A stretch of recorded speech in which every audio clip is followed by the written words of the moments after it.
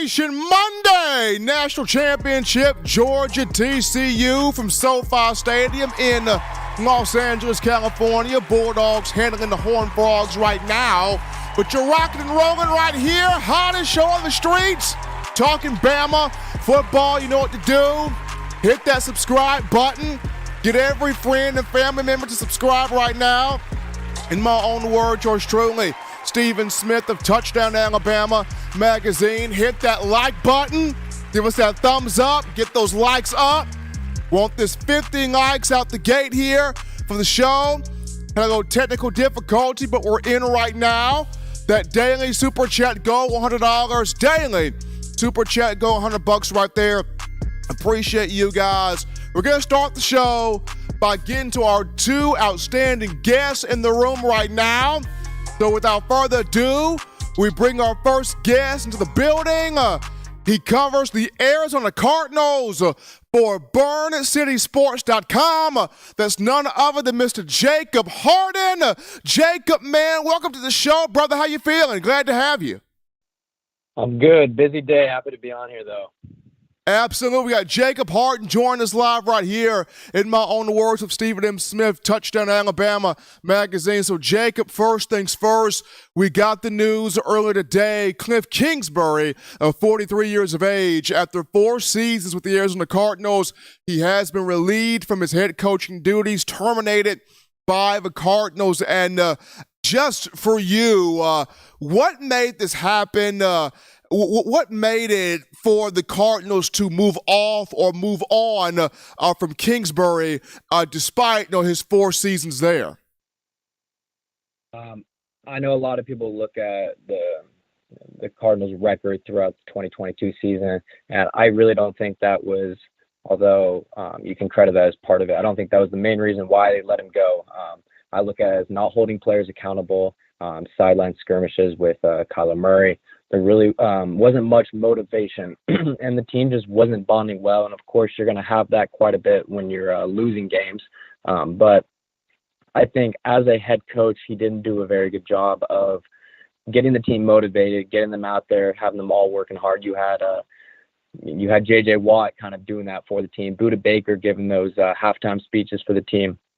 I look at someone like Dan Campbell for the Lions, and, when they're losing, he's still out there giving them, hyping them up at halftime, getting them going back in the win column. And I think Kliff, it wasn't that he was not a talented coach. I think, they went 10-2 to start the 2021 season. You don't do that without talent.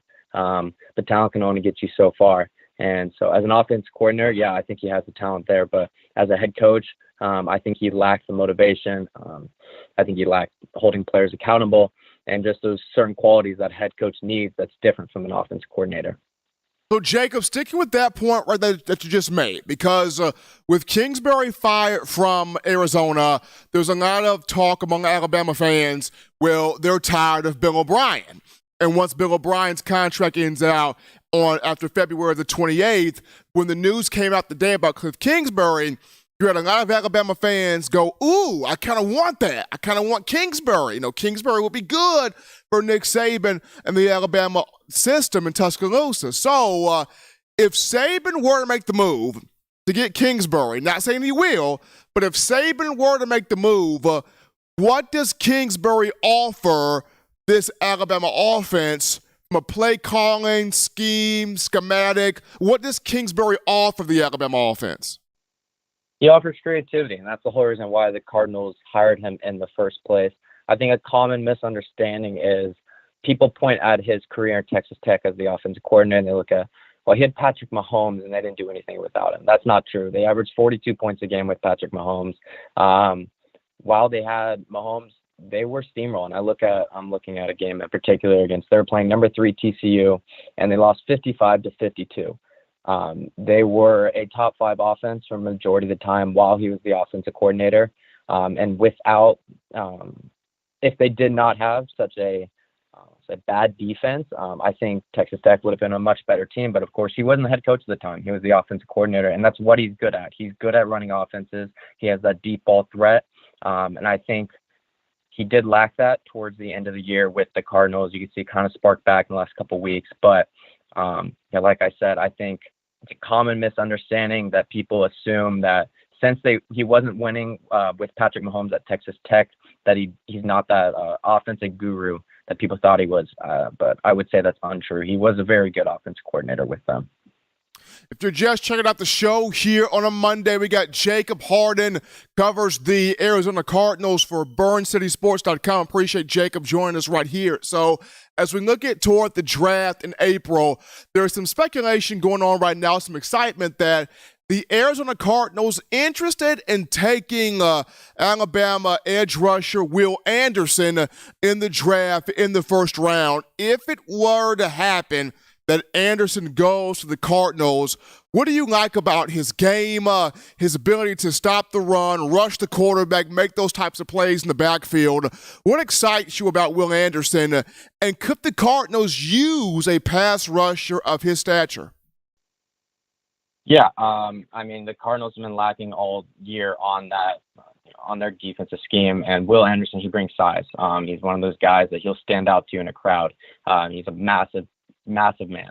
And that's exactly what they're looking for. The Cardinals, there's a lot of missed tackles in the backfield. There's a lot of, they lack that physicality on defense that Will Anderson can bring to the table. And I also will say that kind of could come from the head coaching job as well, kind of getting those guys motivated to use that physicality. But, all year it was easy to see that this team they weren't as physical as the rest of the guys out there. I don't know if that's because they weren't as motivated as other guys out there, but they just weren't as physical, and I think that's something Will Anderson can definitely bring to the table.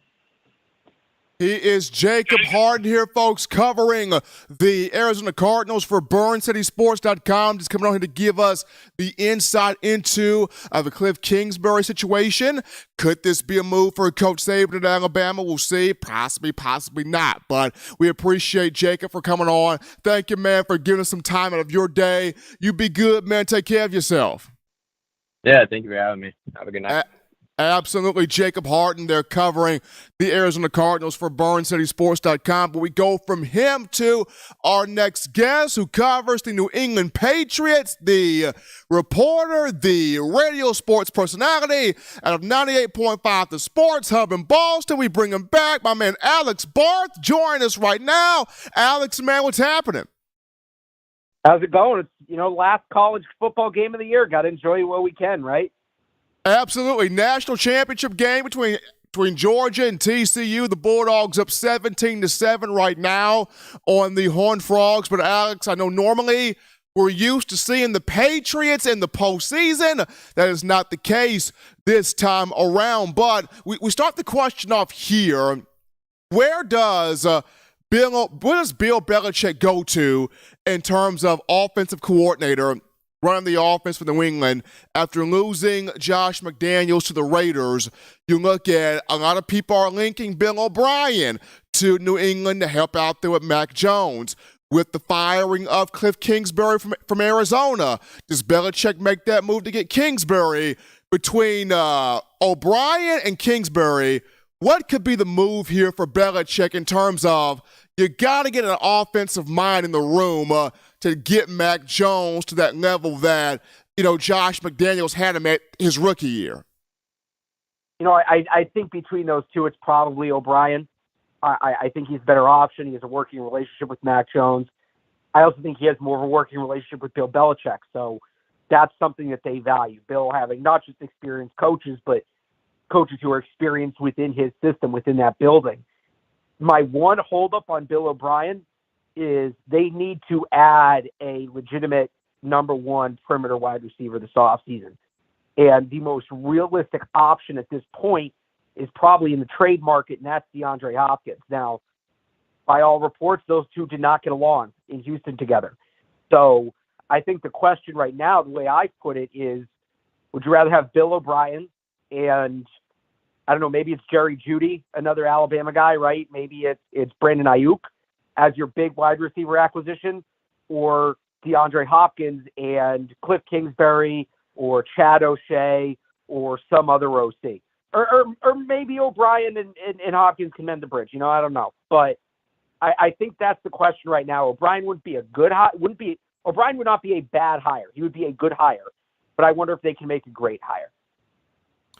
It's going to be interesting right there to see how that plays out. We got Alex Barth right here on the lines covering the New England Patriots for 98.5 The Sports Hub out of Boston. So sticking with that receiver option here, Alex, if the Patriots don't make the move in terms of the NFL, whether you look at a DeAndre Hopkins, whether you look at a Jerry Jeudy, who's been visibly frustrated with the Denver Broncos, if it has to be the draft, and I understand the Patriots have not been great in terms of drafting receivers, but if it has to be the draft, who out there in this draft class do you see the Patriots getting and saying, Mac, we're going to get you this guy, help make this guy work? So I really like Josh Downs from UNC. Jacoby Myers, who's the Patriots' current slot receiver, is a free agent. He's going to get paid. He's going to big deal. He's a very productive player this year. Downs can play that slot role, but he brings some more explosiveness to it. He's used to playing in a volume role, had over 100 catches each of the last 2 years. I think he'd be a great option. Obviously, Jordan Addison, where they're picking 14th, will he be on the board? I don't know. Would be an exciting player. I think he'd give you a lot of that catch and run opportunity like Mac Jones had with Devontae Smith at Alabama. And it's like Smith, right? I worry about his size. He's not a big guy. How durable is he going to be? I just think with the draft as a whole, though, like you said, the Patriots have had so much trouble developing wide receivers. I don't know that there's a foolproof receiver in this class, right? Downs, probably as close as you can get. Maybe Kiki Kate, or not. I got all the SEC players mixed up. Kayshon Boutte, the wide receiver at LSU, but I think they got to go to the NFL to get that guy. I think they got to get a guy who's been there and done that.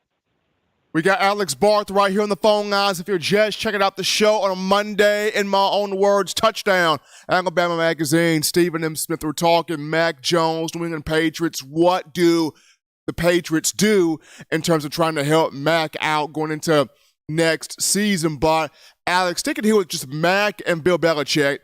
Belichick mentioned today that Mac Jones can play in this league. We saw it his rookie season where he had over 3,000 passing yards, 22 touchdowns, set rookie franchise records, took New England to the playoffs, made the Pro Bowl in his first season. So Mac can play in this league. But from you covering this team, do you sense that Bill Belichick still feels like this is my guy? Even with what happened this season, seeing Bailey zapping the games here and there throughout the year, do you still feel like Bill Belichick looks at Mac Jones and goes, this is still my guy? I think the door's still open to that. I think he's not sure one way or the other. I don't think he's written Mac off, but I'm not sure he's totally committed either. I think he probably would have liked to see more from Mac Jones this year, even given the circumstances. Now, I don't know that that's a fair ask because the circumstances were pretty rough, but I get the feeling like, he would have liked to see him rise above it a little bit more.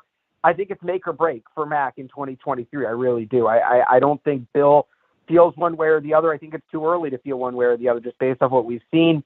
2022 is going to go down as a wasted year, unfortunately. It's just the reality of it, and he's going to have to make up for that next year. He is Alex Barth, folks, covering the New England Patriots for 98.5 The Sports Hub. Appreciate you, Alex, for coming on here, giving us your thoughts on the Patriots, on Mac Jones. What do the Patriots do in trying to help him be better in 2023, or in the fall of 2023? We'll catch you soon, Alex. We appreciate it. Sounds good. Thanks for having me. Absolutely. Alex Barth joined us right there. Also, Jacob Harden, our first guest here to start the show. But we're going to take our first break here, folks. When we get back, we get into this topic right here. We get into the topic. You got some fans that want Kliff Kingsbury. You got some fans in the chat that are like, keep that man away from Tuscaloosa. But does he at least get a call, an interview from Coach Saban? We'll talk about it after this.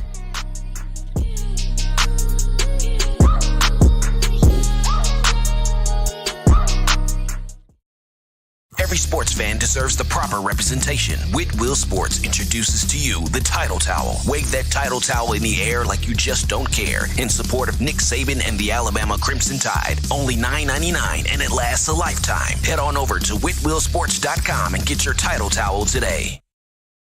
Touchdown Alabama Magazine is Alabama football's premier publication. A subscription to Touchdown Alabama Magazine is the perfect gift for any Alabama fan. For exclusive news and information, recruiting updates, a free annual print magazine, and more, go to touchdownalabama.com and click join. Only $7.95 per month, or pay $74.95 for a full year subscription. That's a yearly saving of $20.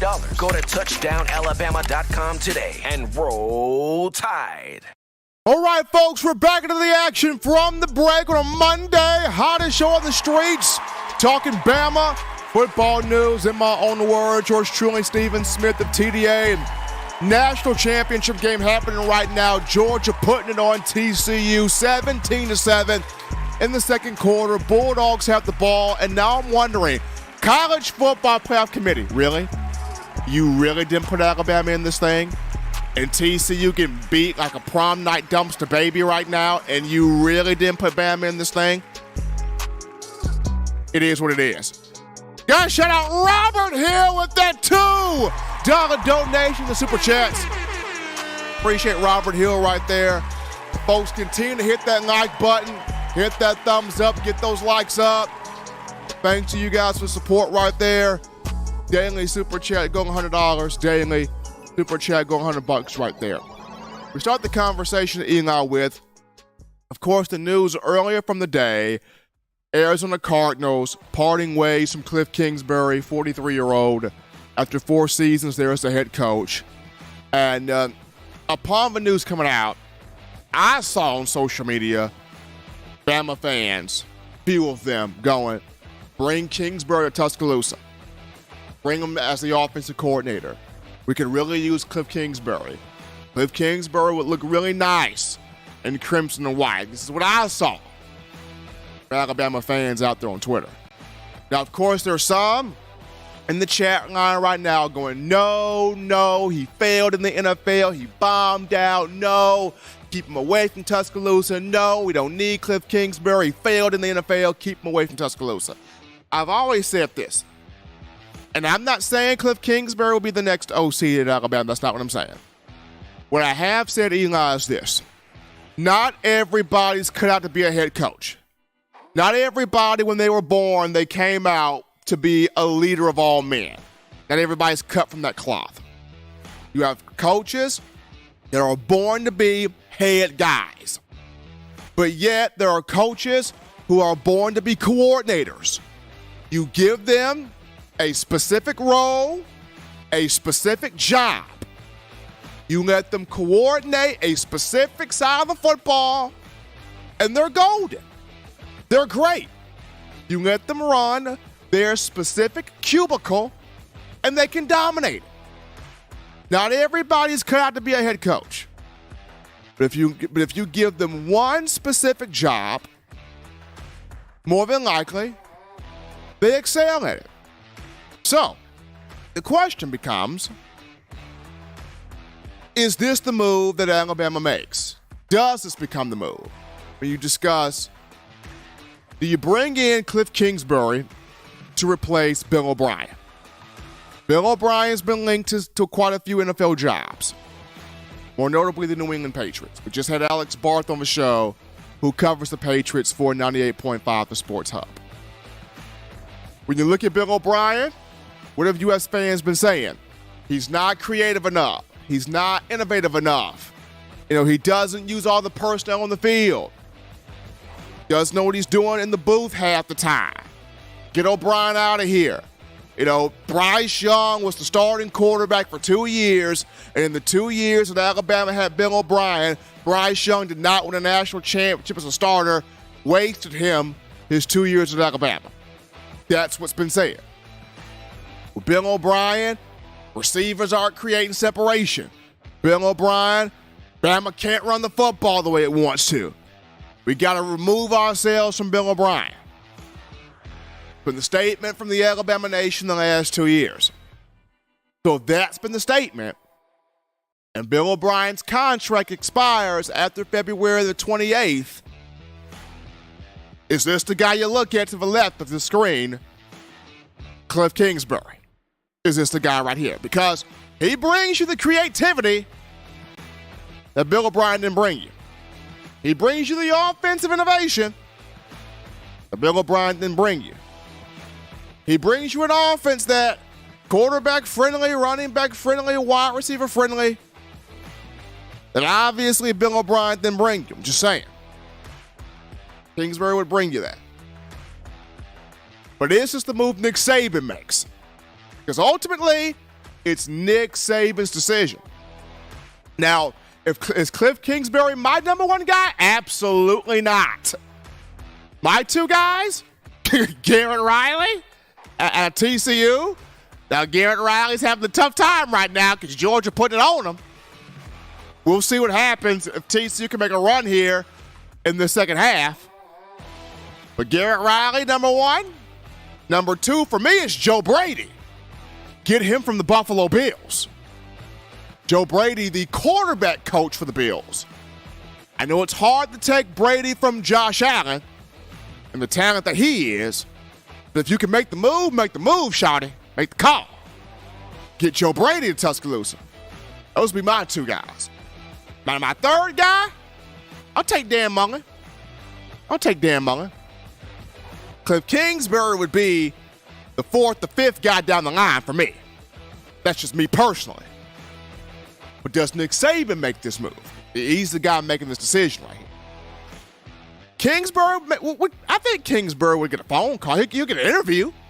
He'll get a phone call. He'll get an interview, as Saban likes to do. He'll give you a phone call. He'll give you an interview. That doesn't mean you're the guy that's signed the piece of paper on the dotted line to become the OC.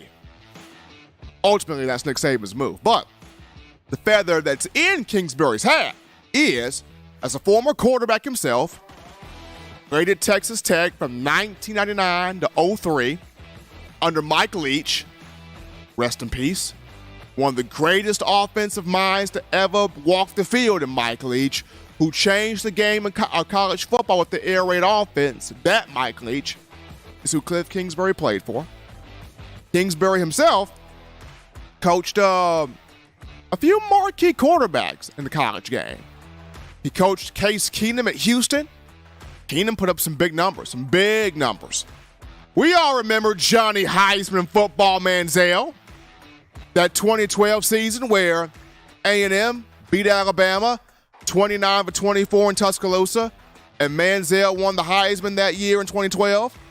Kliff Kingsbury was his offensive coordinator at Texas A&M. And then how about Patrick Mahomes? First-round pick, Super Bowl champion, doing everything for the Kansas City Chiefs. Who coached him in college at Texas Tech? Kliff Kingsbury. So, Kingsbury's coached the marquee quarterbacks in college.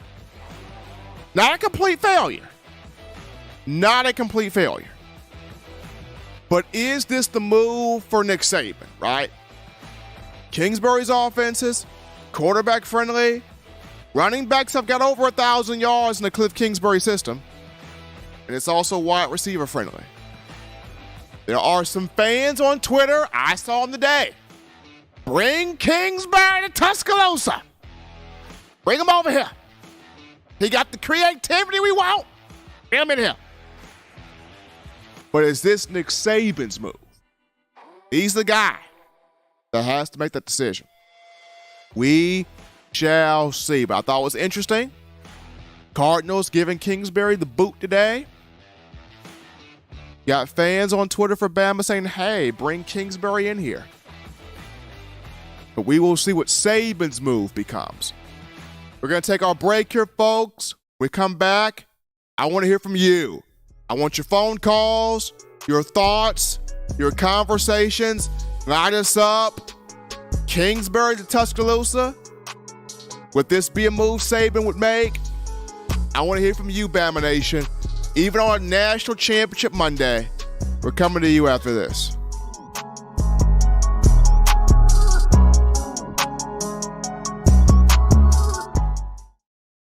Nine players have teamed up and released the Alabama Team Paper, which is a video yearbook they've put out for sale direct to fans. Now, for the first time, small dollar purchases from the fans can support the players as a group as well as a great cause, because $1 of every subscription payment is donated to the Boys and Girls Club of America. Be a 5-star fan base and support your team and a great cause with Team Paper. Check it out at teampaper.com/Alabama. Remember the taste of Grandma's delicious sweets? Emily's Heirloom Pound Cakes brings back those precious memories with just one bite. Each cake made from scratch. They make the perfect dessert to share with family and friends for any occasion, and ordering is easy. Visit emily'sheirloompoundcakes.com. Click the online store and shop. Then pick up your fresh cake at the kitchen in downtown Homewood. Order yours online at emily'sheirloompoundcakes.com. Emily's Heirloom Pound Cakes, making memories from scratch. We are back to the action, folks, from the break. Hottest show on the streets. Talking Bama football news in my own words. Yours truly, Stephen M. Smith, TDA, with Eli Walker. Folks, I said this. College Football Playoff Committee most contradictory, folks. TCU had no business in the playoff. They get whooped 24-7. Stetson Bennett got 2 rushing touchdowns. We ain't even at halftime yet in the Fat Nate song. We knew TCU didn't belong in the playoff. This is a good reason that the 12-team playoff comes 2024. So we will not have these overwhelming mismatches. I mean, I'm just watching the ticker, Eli, of the numbers. I don't even want to watch this game now. I mean, TCU getting embarrassed, bro. Straight up. Now, if Alabama was in this playoff game right here, in this national championship, it would be a completely different story.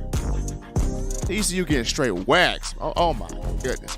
We'll go to the phone. I don't even want to talk about that. We're going to go to the phone lines to grab your calls. Call statement brought to you by the Blue Wrench Gang, 205-448-1358. I'm going to call in. My goodness, 205-448-1358. We grab this call right here. You're live on the show. What's happening? How we feeling? State your name and where you calling from. Steven, I done turned the TV off. What am I supposed to do? We were all saying to the College Football Playoff Committee, it's the 4 best, not the 4 most deserving. The 4 best, not the 4 most deserving. I mean, Michigan shouldn't have been in there. And for crying out loud, TCU shouldn't have even sniffed this. They can, oh my gosh, like, College Football Playoff Committee, once again, you have shown you do not watch these games. You don't do it. Stop telling us these lies like you watch football. We know while the games are going on, you're eating bonbons and drinking root beer and just sending the chairman up there to tell us these lies. You're not watching games. Yeah, bring on the 12-team, 16-team. Yeah, I agree with you. This is a total mismatch. This is unreal. I mean, this is sad. Even Jesus himself is probably saying, God, Father, can we turn this off? Well, after tonight, TCU, Garrett Riley might need to come to Alabama after tonight. He might not be able to come to Alabama after tonight, but Kingsbury, I don't know. I talked to a guy a couple of weeks ago that had mentioned his name. Kingsbury. I'm like you. He might get a phone call. Another good guy, another name we need to remember on defense, and he's pretty committed to Wisconsin. But you never know. That's Jim Leonard. James Andrew Leonard. I mean, he's probably one of the most up and coming, brilliant defensive minds in the game today. Stephen, have you checked up on him? I mean, Leonard, tough, hard nosed. He getting in your face. He getting in your face now. Leonard getting in your face now. Exactly. That's what Alabama needs, somebody down there that might get in their face. But anyway, there's some good names. Kingsbury might roll it up. You never know what'll happen. I don't know. Nick's out there for a reason. He's just not out there to be on TV. Y'all guarantee you that. But y'all looking good. I'm on. I think I go stick my head in the toilet and flush it. But anyway, y'all be good. We'll catch y'all later on down the road this week. And I don't even know what to say. Go Dogs. Go Horned Frogs. It's over. Bye, Stephen. I love you. Bye. Appreciate Wagon, the president, calling in here on a Monday. I don't know what to make of this game either. We just going to take this call. You're live on the show. What's happening? How we feeling tonight? State your name and where you calling from. Steve, man, this is Tobias from Fresno, man. I just turned down my TV, man. This is crazy. Come on, man. Tobias, I've said Tobias. I said this weeks ago. The College Football Playoff Committee. Y'all say y'all watch these games. We wanted y'all to be the human eye test, and y'all have failed. Y'all have failed. I mean, this is a complete. This is. Steve, you already know. You and I have talked about it. We put it on this show. I mean, this NCAA, they have tried their best to stop Bama and this legacy every step of the way. Every rule, every adjustment is made to try to stop this team. This Bama legacy. I shouldn't say this team. But what's so crazy is, like you just said, I thought it was the best teams. And I heard, I don't mean no harm, foolish Alabama fans getting on here talking about, well, we don't deserve it. We don't deserve it. It's like, shut up. What are you talking about deserve it? We ain't talking about deserve. We talking about, are you the best team? And you say, well, our best win was, it's not even about that. I got on here like a month ago and said, who behind Bama are you feeling like is going to beat Bama? And nobody can answer it. You think on a neutral field, Tennessee was going to beat Bama again? That's what come on, y'all. This is ridiculous. And listen, TCU, if this is football, so we got to play 60 minutes. Anything can happen. You know, it can be a magic, whatever. But I'm looking at, like, here goes another throw. He just look at an interception.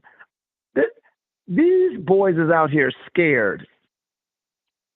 They are out here scared. I played ball. Many people that call this show played ball before. I'm looking at their body language. They don't want no part of Georgia, period. And I rushed home, man. It's a storm out here. I rushed home to I said, well, you know, at least keep Georgia. I know some people be drinking the SEC Kool-Aid, but I'm just like, I ain't trying to go a whole off season in Georgia bragging, beating their chest about how they got back-to-back and our legacy is over, the dynasty is done, da-da-da. So now we about to have to go through a whole off season. I don't know how y'all going to put together content, trying to keep us encouraged about our team when Georgia going to be bragging this whole time because this kid, Duggan, he just threw that ball into no man's land. It's ridiculous. Oh, they about to score. They done gave it to Bowers. Look at it. He just running over people, man. This is not even anyway, man. But in terms of who the offensive coordinator should be, man, you know what? I kind of pumped the brakes on the whole discussion. I know we need somebody in there. I think we all also have to remember that whoever comes in, Nick Saban ain't gonna bring them in if they don't recruit. So they will have to recruit. And a lot of former head coaches don't want to be on the grind because it's, from my understanding, more of a grind in college with the recruiting schedules, got the transfer portal, NIL, you got all that to deal with. Whereas in the NFL, you pretty much can, you call in plays, you scheme in and stuff like that. You're not, the front office and back offices are doing all of that other stuff for you, even if you got to say. So I don't know if Kingsbury would be willing to go through this kind of grind. There's a lot of other people out there. Now they're showing on the video, man. They're showing on TV. I guess the TCU coaches trying to get them together. These boys are scared, man. Maybe they can shake it off and make this almost a game. But right now, the bigger, stronger, faster team is winning. Ohio State should have won that game. They was a field goal away, losing that game. That was the only hope for Georgia to be matched, unless TCU, shakes it off. Now, it was interesting. I heard one of the receivers that was in the transfer portal, I guess he's going to Georgia Tech now. I'm excited about our recruiting class. I'm hoping this can be almost like a reset. if we can just reset, man, and just and get back to the grind, no matter what happens in this championship game, that Bama can put something together again. And I do think we need more of a passer with the kind of weapons we got. So maybe Jalen is that person. Not sure. Seemed like I would be pushing towards like a tie. But when you look at Jalen's, just his profile, it seems like, man, how could you deny a kid? What is he, 6'2", 220-some pounds, run a 4.4? So you almost want to go with him. Anyway, man, listen, have a great one. I'm just ticked off that I got to watch this game. Georgia just made another first down. So we'll see how it is, man. Roll Tide. Appreciate Tobias from Fresno calling in right there. I mean, easy run to a national championship for Georgia. This game. This is a game, Eagle. It's like it's literally like watching paint dry right now. I mean, it's too easy out there for Georgia. I mean, does TCU do something in the second half? Maybe when I drive home after the show, something good may happen. I don't know. We're going to take this call. You'll have on the show what's happening, what's going on. State your name and where you calling from. What's going on, Steve? Elijah from Jersey, man. What's going on, man? Oh, man, nothing. People talk about this guy, Kliff Kingsbury. I'm not mad at him if he does become the head coach, the offensive coordinator, because I believe Bama needs, in an offensive coordinator, a quarterback development coach, because Jalen Milroe don't look good throwing the ball. It looks like he's very uncomfortable. He can't read the field yet. So whoever they bring in as an offensive coordinator really needs to be a great quarterback developing coach, because Milroe is discombobulated. Like that offense Bill O'Brien was running, just him passing, you could see just his mechanics, his footwork. He's looking to get out the pocket. And you usually see that with a lot of guys that are athletes first. They don't want to step up. They don't want to sit in that pocket. Jalen Milroe is an athlete right now, playing the quarterback position. He's not a quarterback right now, playing the quarterback position, because a lot of his mechanics are totally off. So the first thing that needs to be done with this young man is get him a quarterback coach, whether it's the offensive coordinator or if you just hire another QB coach to teach this guy the mechanics. And you could be as big as you want. You could be as fast as you want. You could be as strong as you want to be as being a quarterback. But if you can't read the defenses, if you don't know how to move around in the pocket instead of looking to run out the pocket every time, you're not going to be a success, when it comes to throwing the ball and running an offense. So to me, it just has to be somebody in there that can develop this young man, because you can see his athletic abilities take over first. And, about this Georgia game, Steve, everybody knew, man. Like, come on. We knew physical standpoint, Georgia was going to be the most dominant team. But, Steve, I'm a realist, Steve, and I say what's really on my mind. Everybody knew Michigan everybody thought Michigan deserved to be in there. Don't forget when they totally beat down Ohio State. Now when it comes to the playoffs, what ends up happening? Ohio State looks like they're the more dominant team. And I believe a lot of times that rusty, that whole month layoff, Georgia came out, they played like they had sea legs, man. You know what I mean? So to me, Alabama, people say Alabama deserved to be in. And was we one of the four best teams? Yes, but it's hard to say it when we had close losses, but we lost to Tennessee at Tennessee, LSU at LSU, Do I feel TCU should have jumped out of it when they took that loss in the Big 12 championship game? Of course I do. I feel like they should have got bumped out because when we beat Georgia last year and Georgia was number 1 in the SEC championship game, Georgia dropped down to number 3. So I don't see why TCU didn't, fall out. They act like, the SEC championship game shouldn't count.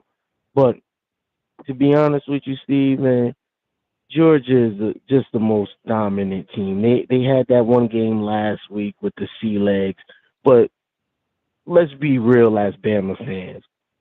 What dominant performance did we show all year? We played a Kansas State, which to me is just like Georgia playing a TCU. We played a Kansas State team, man. And Steve, let's be real. What how did our defense look this year? Going up against a Georgia offense. All through the year, how many times did you hear people say, man, Georgia going to railroad us, man. If we meet Georgia right now, they'll railroad us.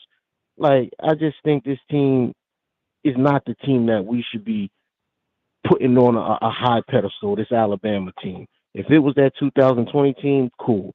This team right here, they got a lot of growing to do, and hopefully this year they do it. Thanks for taking my call, Steve. Appreciate Elijah from Jersey calling in right there, giving his thoughts on the show. Got shout out my man Tobias from Fresno with that $50 donation in the Super Chats, dropping that love in the hat right there. We're going to continue with phone calls. We take this one. You're live on the show. What's happening? How we feeling tonight? State your name and where you calling from. Jay, what's going on, man? Man, I'm watching this Georgia offense, and I'm jealous, Steve. Well, man, our offense ain't never looked this smooth in a while, man. Since old Sark left, right? I mean, you look at what Todd Monken's doing. You got Stetson Bennett playing with confidence. They can run the football.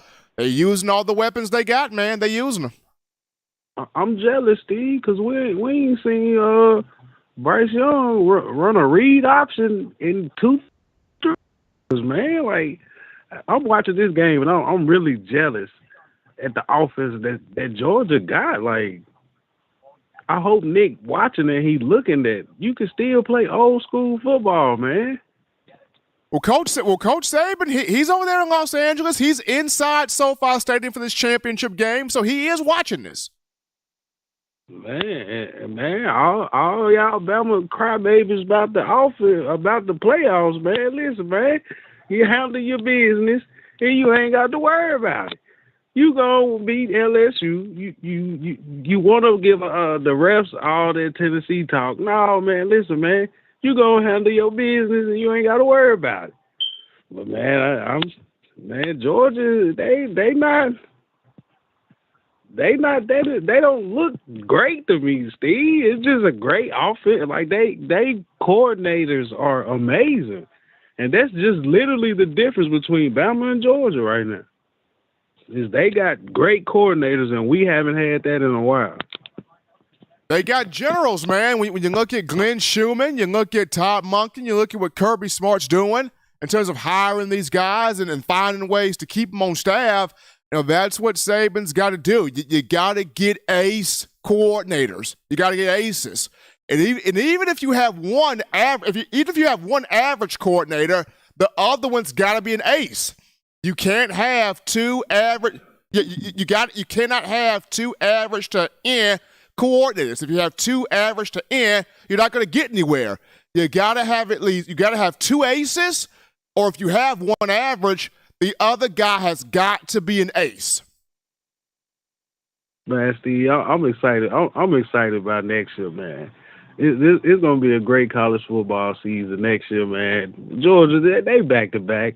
I'm kind of glad they going to win back-to-back because to me, like I said last call, it's like my little brother winning or something. But to me, I feel like this give me as a Bama fan, my program something to shoot for again because I feel like we got a kind of a little stagnant on top. You can kind of tell with the players and the mouthpieces. You need some friction sometimes, Jay. You need a little friction sometimes. Come on now, you know what I'm saying? And then it don't feel bad because his little brother doing it. You know what I mean? No matter what Kirby do for the rest of the time he coaches, it's gonna always be, well, that's Saban's boy. So you know what I'm saying? I like that, but yeah, man, we gonna be back. Hopefully, we have us a big physical offensive line and a creative coordinators, guys. I've been calling for that for the last 2-3 years, man. Coordinator creativity is the key, and you watching it with the Georgia Bulldogs, guys.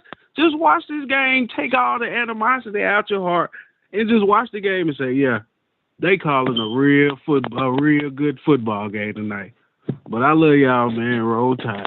Appreciate Jay calling in right there. Before we get to our call topic, Eli, I'm going to set up Nick Saban's theme for next season. The theme will be from a verse from a Drake song, Headlines, where Drake says, I had somebody tell me I fell off. Ooh, I needed that. And they want to see me pick back up. But where did I leave it at? That's Saban's theme for next season, period. Georgia wins this championship game. All the people are going to say, Georgia's the dynasty, Kirby's the king, Saban has fallen off. Saban's going to say, ooh, somebody told me I fell off. I needed that. And they want to see me pick back up. But shawty, where did I leave it at? Saban going to find that inside motivation. Kirby keeps his foot on this gas, blows out TCU. Call topic right here. How about Josh Jacobs winning the NFL rushing title? If this is his final season as a Las Vegas Raider, what a way for the former Alabama running back and first-round pick of the 2019 draft to go out. Wins the NFL rushing title, becoming the second former Bama player of the Nick Saban era to win the rushing crown, joining Derrick Henry. Also, how about Jalen Hurts and Tua Tagovailoa? Both former Alabama quarterbacks in the NFL playoffs. Jalen Hurts came in to the 2020 NFL draft under so much doubt.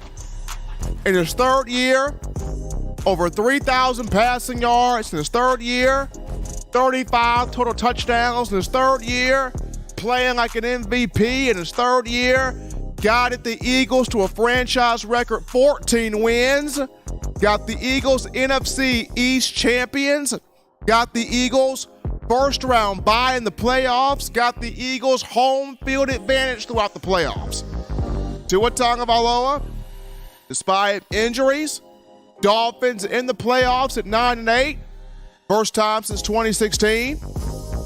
And if Tua healthy to go, he gives the Dolphins dangerous shot here. Make a little playoff run. But kudos to both former Bama quarterbacks, got their teams in the playoffs. We're going to go to our next break here on the show, our final break here on the show. When we get back, we wrap things up with a four-star quarterback who has officially enrolled on the Bama campus and ready to get this competition started for spring ball. We'll talk about it after this.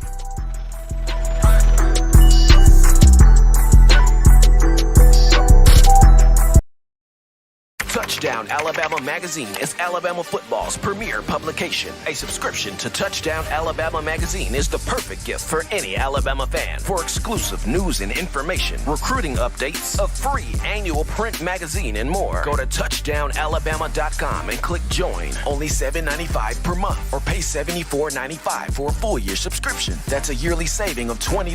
Go to touchdownalabama.com today and roll Tide. Thank you for tuning in. Show your support right now by clicking that like button. If you haven't subscribed, hit the subscribe button now and enable all notifications to make sure you don't ever miss any of the best Alabama football news, notes, and information right here on Touchdown Alabama.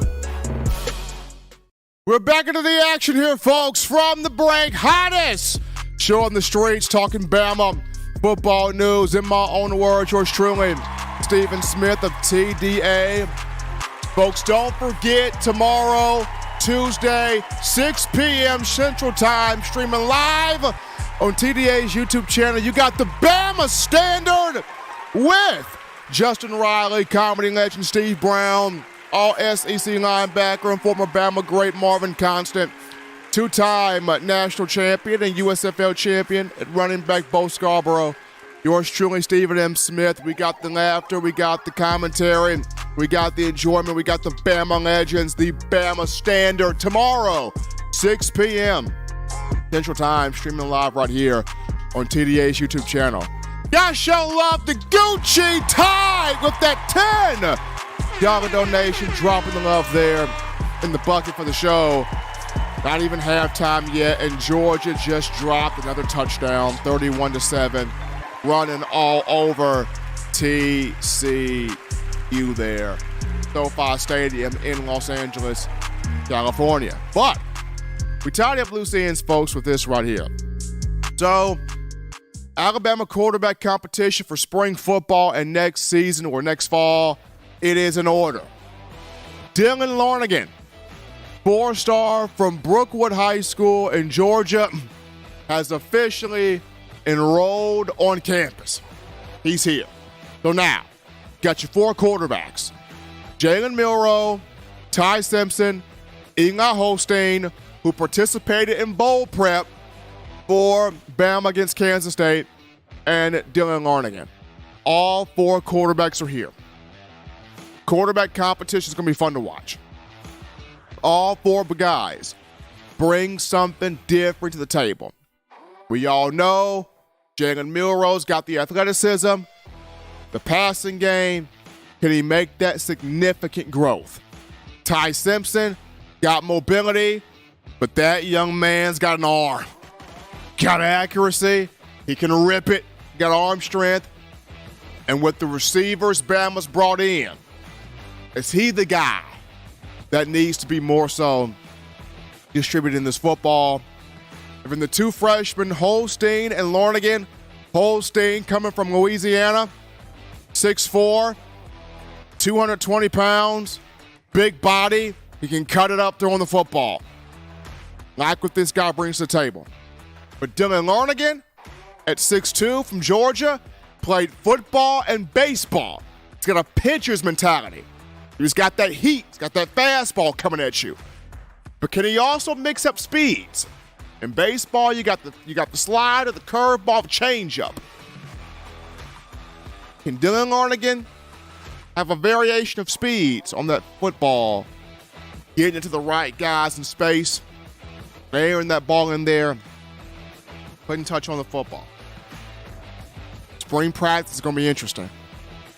It starts off with who will be the offensive coordinator, move on from Bill O'Brien, and do you have to have a quarterback coach with that offensive coordinator just to specifically work with quarterbacks?